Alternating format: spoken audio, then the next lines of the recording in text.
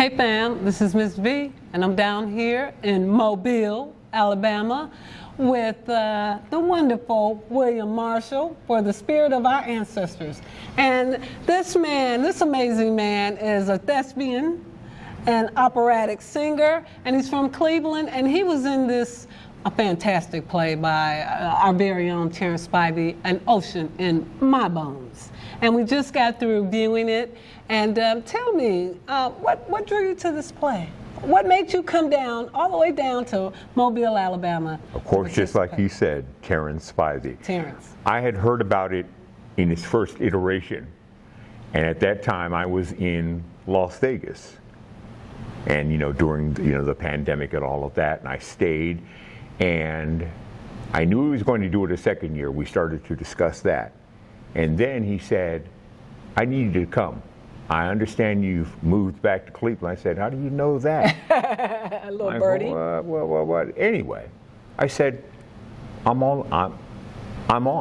Mm-hmm. And, we didn't discuss, contract or anything like that. I just said, I saw the script. I said, it's very intriguing. I said, you came up with all this? He goes, of course, with the help of the descendants and the ancestors. And he said, I sewed a story together. And I said, well, how am I involved? And he said, I need your voice. And I said, oh, am I going to be disembodied? Because I don't mind being disembodied, lending my voice. You don't have to see me. That's not necessary. I'm trying to serve, as it were, the greater good. And he says, no. And he goes, I want you to be on stage.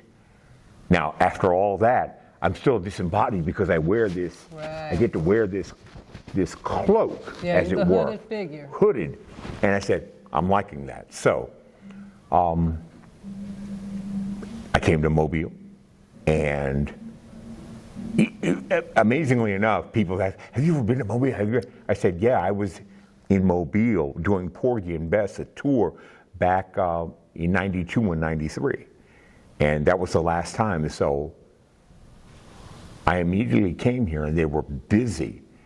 And, he's saying, well, some of them they're at different levels of, being a thespian. I said, that's all right. Mm-hmm. I watched for the first 2 days, and I said, there's a real sense of community that this story needs to be told.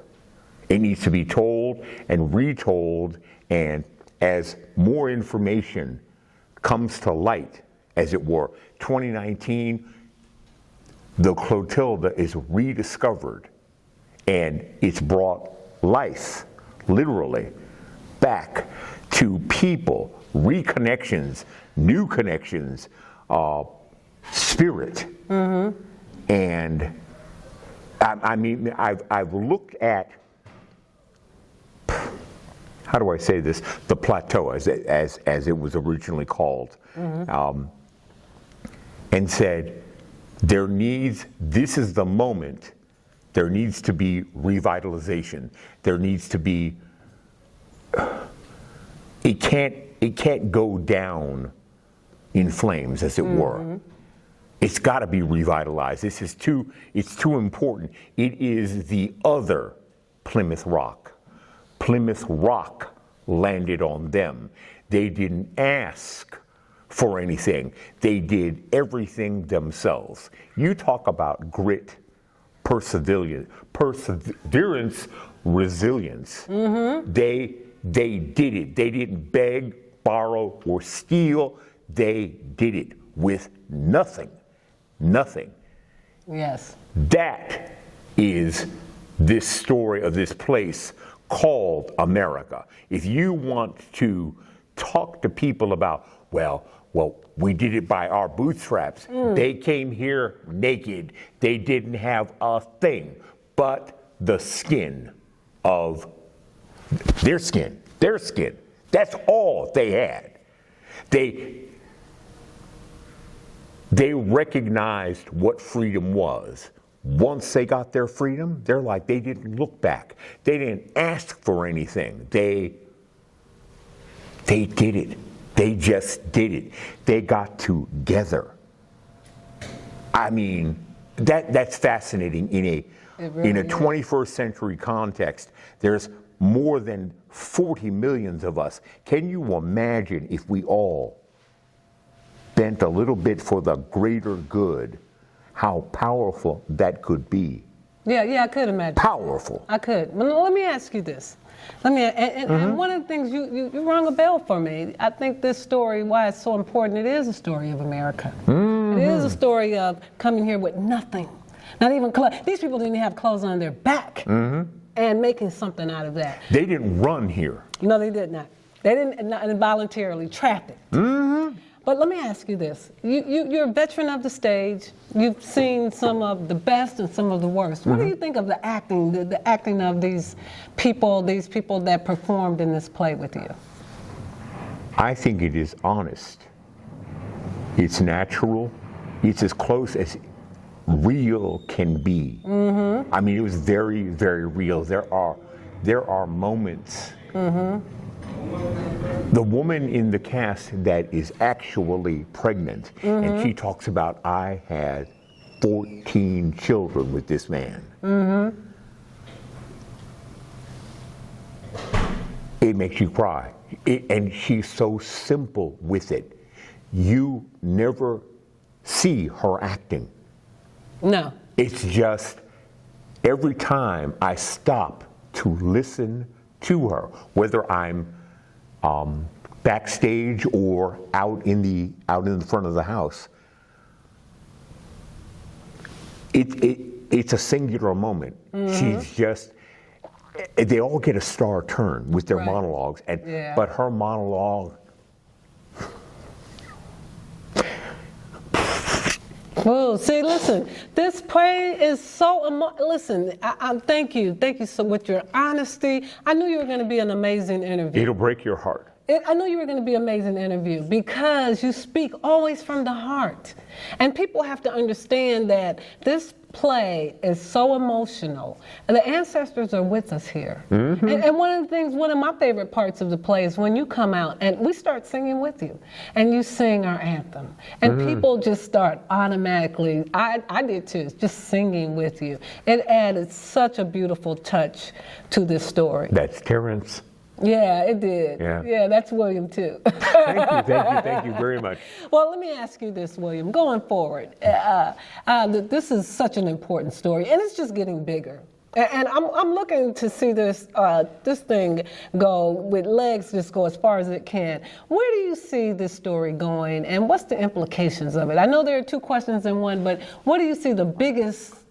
The story, that story needs to keep going. The story needs to be told. It needs to be told. It needs to be part of what is happening in an American classroom now, right now, not tomorrow, today. It needs to be in the hearts of American children, whether they are native born or they are coming here. It is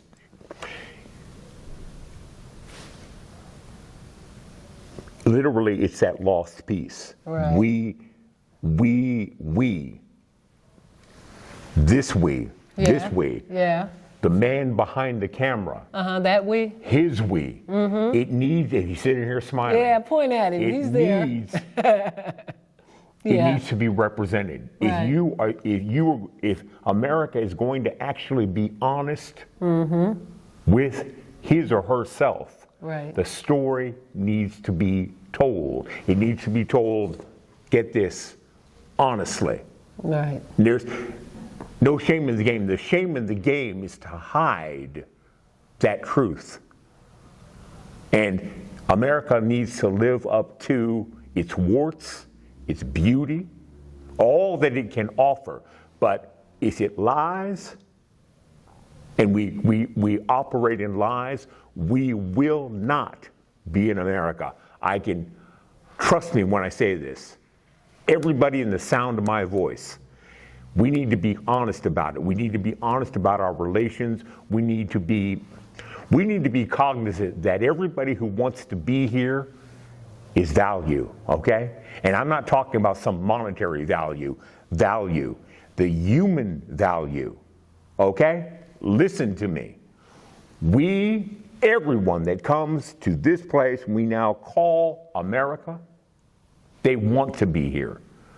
The people who are trying to cross our borders, don't alienate them, okay?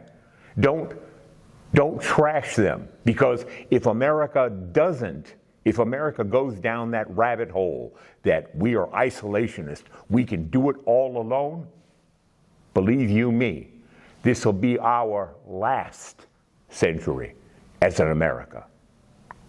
Wise words. Now, look, tell our listening audience where they can find you. If you want to find more information about you or reach out to you, where can they find you on social media or contact you? You can find me at William Clarence Marshall III on Facebook. You can find me on Twitter and many of my iterations as William Marshall something, or you can go to my YouTube channel as my nick is Harlem Renaissance, and there's like 50 or 60 videos, or you can go to Vimeo and you can find me there, and I'll be more than glad to say hi, hello, dialogue with you. Okay. So what's up next for you? What do you got next on the agenda for William Marshall? What's up next? When I get back to Cleveland, I'm going to do, hopefully, some voiceovers with my buddies at AdCom down there on West 6th. They now have their own, well, they did, but they have bigger digs. I talked to a buddy of mine that was working for the Cavaliers. He says, I'm not working at the Cavaliers anymore, but I know you did some work for us, and I'd like to do some more work with them. I enjoy doing those voiceovers for them. Okay.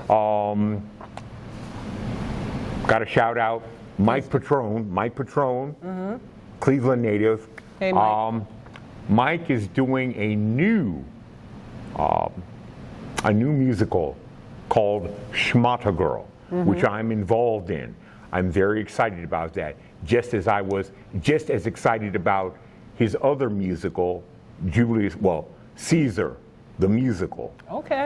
I need to share that with you. Okay, please do. Need to send it to you so you're like, wow. Yeah, It's a do. 96-minute movie presentation of the life of Julius Caesar, and yes, yours truly. Yours truly. I figure very, very, very big in this because I'm the show's narrator. It's literally told through my eyes, and I don't have to dance God. I don't have to dance, but there's a lot of acting. There's a lot of singing, and I'm actually very, very proud of this work. Good. Mike Patrone, hats off to you. All right, well, excellent. Well, thank you. I knew it was going to be a wonderful interview. Thank you. And you did not disappoint. Thank you. And we'll see you back in town. See you back in Cleveland. Yes, starting February 8th. All right. I'll be back in town. Thank you. Thank you. Bye-bye.